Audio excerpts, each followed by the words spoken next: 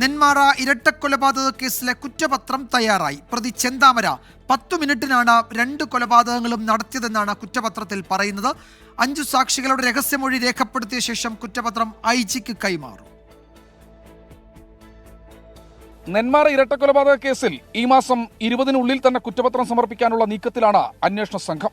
കുറ്റപത്രത്തിലെ ഉള്ളടക്കം ജില്ലാ പോലീസ് മേധാവിയുടെ നേതൃത്വത്തിൽ വിലയിരുത്തി അന്തിമമാക്കിയിട്ടുണ്ട്. പോത്തുണ്ടി ബോയൻ നഗർ സ്വദേശികളായ സുധാകരനെയും അമ്മയെയും പ്രതി കൊലപ്പെടുത്തിയത് ജനുവരി 27-ന് രാവിലെ 9:58-നും 10:08-നും ഇടയിലാണെന്നാണ് കുറ്റപത്രത്തിൽ പറയുന്നത്.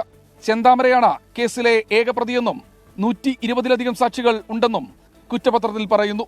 5 സാക്ഷികളുടെ കൂടി രഹസ്യമൊഴി രേഖപ്പെടുത്തിയ ശേഷം കുറ്റപത്രം ഐജിക്ക് മുൻപാകെ സമർപ്പിക്കും. തുടർന്നാകും പരിശോധനകൾക്ക് ശേഷം കോടതിയിൽ സമർപ്പിക്കുക. പഴുതടച്ചുള്ള കുറ്റപത്രമാണ് നെന്മാറ ഇരട്ടക്കൊലപാതക കേസിൽ തയ്യാറാക്കിയിരിക്കുന്നത്. ശാസ്ത്രീയ തെളിവുകൾ ഉൾപ്പെടുത്തിയായിരിക്കും കുറ്റപത്രം കോടതിയിലെത്തിക്കുക.